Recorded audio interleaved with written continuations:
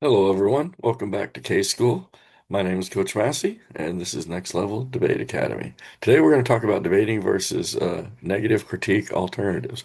One thing I want to tell you is be strategic and not obsolete. Remember those old front lines that you get, the theory arguments, the permutations. A lot of those arguments are depending on what era of critique that you're talking about. Okay, let's get started. First of all, you got to have a strategy. You can't just think that I'm going to debate a critique. You got to have a strategy on how am I going to beat this critique rather than kind of fear the critique.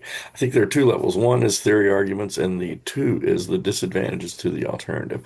I'm not going to talk about disadvantages to the alternative today. I want to talk about how to level some theory arguments against the alternatives that the negative critique might have. So let's get some goals ready to support your theory. So one, you got to isolate the alternative in their speech, in their document. And what I mean by that is you've got to find and you got to ask for their neg K, and then you got to isolate where do they say in their speech the alternative is, and you got to search for that. Sometimes you might have to look in cross-ex, but that's second. But you got to look for it, and you want to isolate it. What does it specifically say? Because what you're looking for is will it become a moving target? And sometimes there are multiple ways people try to claim the alternative is, and that really feeds some of the theory arguments that you'd like to make. Second thing is isolate the alternatives and cross. Ask them, what is your alt? Is it this one? Is it that one? Um, Isolate the vagueness of it or the inability of them to explain it. Ask about the phrases on to kind of prove how some of these things might be vague. Also, you're trying to get them to change the way that they talk about the alternative so you can get some of the alt as floating pick type of arguments. Third argument is decide which theory arguments to read based on the alt, based on the theory arguments in your 2AC and on cross. Don't just read all the alt bad theory arguments. Figure out which ones you want to read that apply because you want to have context. So, here are the F theory arguments that you want to read versus negative alternatives. All theory arguments are kind of advanced by the affirmative. We start with one, a floating pick. Does the affirmative change what their actual alternative is? Do they do that in their case? Do they do that in crossfire? Or cross-X or crossfire? Do they give you a different answer in cross-X or crossfire that's in their case or in their critique? And so that's one of the things that you want to do is that's what a floating pick is when it changes, when it's one thing, one speech, then it becomes another thing in another speech. Watch the debate as it evolves. If every neg speaker, when they're extending the alt, isn't saying the alt is the same thing, that becomes a floating pick.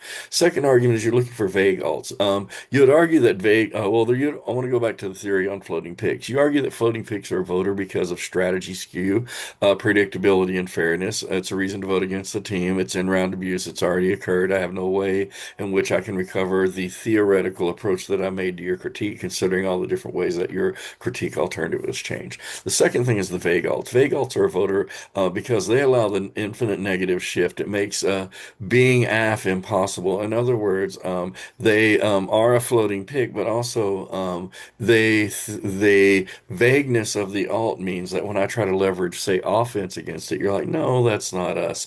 And so what you want to do is make sure that they don't use big, profound words, but they're actually able to explain how these phrases apply within the resolution, within your AF, and how it applies to your AF and transitions over from a link to an impact, and then why the alternative would solve for that. Vague alter voter, it makes the neg a shifting, moving target, and the 1AR impossible because they can spike out of anything in the 2NC. In other words, that they could kind of figure out how they can shift to get away from whatever links you might have against their alts. Just adds to their alts. Third position is utopian alts. This happens a lot in debate because people think that they can just have a utopian perspective on how we actually want to solve for some of these problems. I think this is like the Superman versus Batman alts, and I think this is where debate kind of at first it was like the K debaters were like, oh, I get an alt, all right, and then the utopian alts came around, just kind of a way to say you can't say that we all love each other. There's no way that you can do that. That's utopia. It's also a form of epistemic fiat. Those two could kind of mean the same thing sometimes. I like to keep them separate because you can get different forms of offense. Utopian alter voter because they can fiat anything. It means perm, and that means the perm double bind can solve. Now, I want to kind of explain. I'll get to the permutation. I'll do a permutation lecture, but the perm double bind argument is if the alt is so good, then we can do the AF, and then we can do the alt. And if the alt can solve for all of the links so well, if it's so utopian, then that means that we could still solve our AF and solve for the alt. That's why a good critique means that voting AF undermines your ability to access the alt. Utopian fiat's a voting issue because it eliminates the ground of the AF. The AF could never win if the neg could always figure out a way to utopian fiat some larger impact that would actually absolve the AF or outweigh the AF. And so also negs don't have literature for these utopian alts. They find some of the ways in which maybe the author says the alternative is, but a lot of the times these utopian alts are made up, and the AF can't really research these utopian positions if they simply don't exist. So the fourth argument is epistemic fiat abuse, making everyone change their mind, saying that like everyone in the world would do something. That's kind of gets international fiat, but now we want to say when we get into like world peace, things like that. And so epistemic fiat is a form of fiat abuse that the AF can't access, so the neg shouldn't either. If the AF could access epistemic fiat, then they could minor repair all the neg arguments and actually prove how they're not intrinsic to the AF, and the AF could actually solve back all the negative positions. Five, performative contradiction. Performative contradictions is when, say, the AF is critiquing, the neg's critiquing your affirmative, but then they do some of the things that they criticize within their argument. So you always want to leverage a performative contradiction against the other side, especially if it becomes a methodology critique. Performative contradictions voter because it kills education, causes strat skew, means we can't make the most strategic responses, and it also kills education. It forces us to debate ourselves with contradictory answers. Okay, now there's all the five theory arguments that you could lay out. Now, what you're thinking of is when I see an alt, how am I going to isolate their alt, and then how am I going to see which theory arguments apply to it? So let's look at some alts. 2014 to 2019, they got abusive. Like the first one, I advocate oceans participate in democratic processes, agents, not as mere objects awaiting human benevolence or exploitation. All right, what theory arguments apply to that? Probably it's vague. Okay, it's probably utopian to think that the oceans can participate. Now they're going to have a dissad or critique of the idea of saying that the oceans can't participate, but it's also epistemic fiat abuse. And also once you act when that their alt is utopian, then it's hard for them to once again to answer back your the double bind argument that says if the alt's so good, then we can do the we can perm and do the alt, and the alt will solve for all the links. You can still solve for the app. So second one, the alternative is to vote neg to reject capitalism, abandoning. Now look, they say by just voting neg, we've abandoning capitalism structures and we can solve the inevitable extinction. Well, first of all, that's going to be a floating pick because they said it was two different things. It said reject capitalism or abandon structures. It's vague. How do we abandon these structures? It's utopian, the idea that we could just say, let's reject capitalism and that resolves all the impacts that Hurrah is talking about, makes it utopian. It's epistemic fiat abuse because it assumes that everyone would have to reject capitalism if we want to actually address the structures of capitalism. Then you could even make a performative contradiction argument probably about how they're capitalists. The third, the alternative is to vote against neg to endorse a politics of testifying that replaces public representation within the private world. I think that you could probably figure out how that's a floating pick. I think it's vague. What is the politics of testify? I think it's utopian to kind of, if you look at how the alt actually solves, it kind of gets into really there's no way that you can actually fiat such an ideology for it to happen. That's also an epistemic fiat argument or epistemic abuse. I'm going to jump down to the eight, critical relocation. The alternative is a critical relocation of militarism, one that recognizes war does not have a beginning or an end. Okay, so we recognize war does not have a beginning or an end. Oh, we also got to recognize that a politicized apparatus of violence that exists in the everyday life. Okay, I've done that. Now, why in the world does that solve for militarism? Once again, I think it could be a floating pick. It's definitely very vague. How does that solve for militarism? It's utopian. You can probably argue that's another form of epistemic fiat. And I think I proved my point. 10, the alternative is anti-colonial struggle, which forwards economic, political, spiritual, and social resurgence. How do you know that? How can you guarantee what is anti-colonial struggle? I think that's kind of vague. Also, it's utopian to think that you can all of a sudden say it, and so therefore we get rid of colonialism. And so that's 2014 to 2019. You jump down 2021, the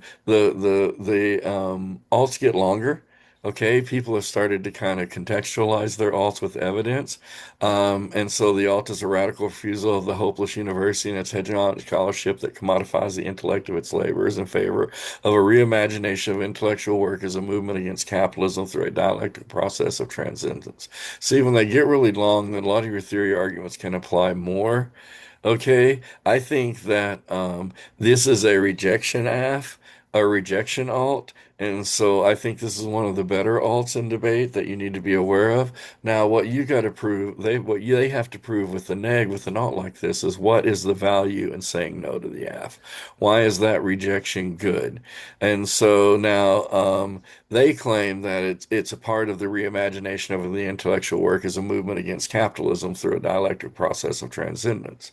And so now you get into, well, that transcendence, that rejection, creating transcendence might be utopian. Now, 2021, and my argument is not, does this in three major ways. And then it talks about the alt is a prerequisite. The consequence and ethics of laws concerning space cannot be divorced from the language that produces them.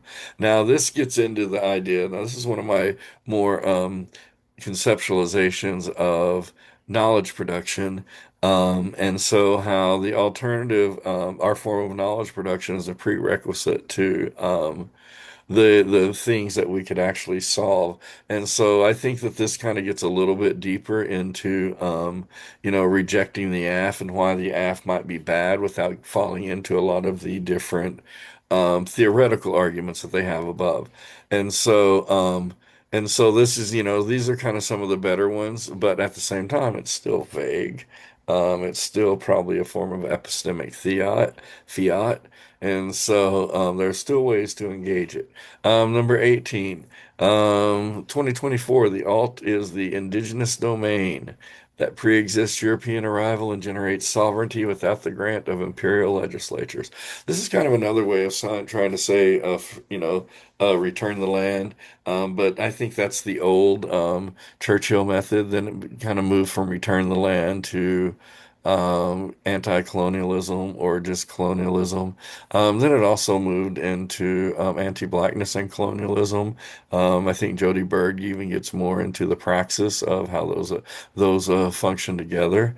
I think that there are a lot of reasons why you could apply your other theory arguments above. And so that's kind of just what you're thinking is you want to ask them questions to kind of get them to change what this means a little bit.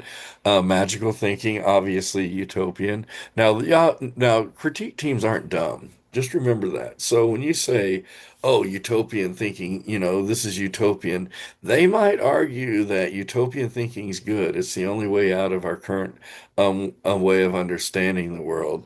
I think that you want to be able to leverage arguments against your alt. And so even the next one, the alt embraces radical openness to people imagined to go beyond the bounds of the nation state, rooting political commitments to shared humanity rather than national belonging.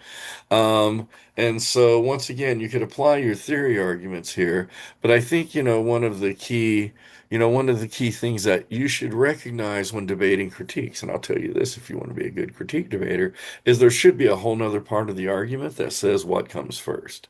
And that's where the real debate happens. It's not really in the alt. That's why if I win, ontology comes first and you have a flawed ontology, then it doesn't matter what my alt is. As long as I can read a neg K where you can't get theory against my alt, then I can beat you on ontology comes first. So that's the other part of the answering K debate that I will get to later. And that's debating versus negative critique alternatives. I'm Coach Massey, Next Level Debate Academy. Have a good day. Like and subscribe.